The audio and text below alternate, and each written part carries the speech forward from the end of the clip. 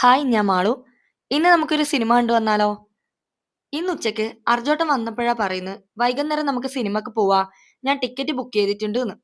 പുറത്തൊന്നും അല്ലാട്ടാ, ഇവിടെ ഉള്ളില് പട്ടാളത്തിന്റെ തന്നെയുള്ള തിയേറ്ററിലാണ്. 6 മണിക്കാണ് സിനിമ തുടങ്ങുക. നമ്മള് റെഡിയൊക്കെ ആയി ഒരു 5:40 ആകുമ്പോഴേക്കും ക്വാർട്ടറിൽ നിന്ന് ഇറങ്ങി. തിയേറ്ററിൽ പ്രത്യേകം പൈസ കൊടുത്ത് ടിക്കറ്റ് എടുക്കേണ്ട ആവശ്യമൊന്നുമില്ല ട്ടാ. മാസത്തില് ഇവരുടെ സാലറിന്ന് അതിനായിട്ട് ഒരു എമൗണ്ട് കട്ടാവുക ചെയ്യുക.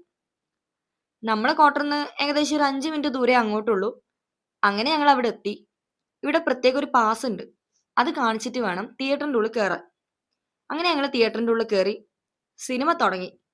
സിനിമ തുടങ്ങി കുറച്ച് കഴിഞ്ഞപ്പോഴേക്കും എന്താന്നറിയില്ല, ഇതുവരെ ഇല്ലാത്തൊരു പ്രശ്നാക്കലേനു എന്റെ റിയൂന്.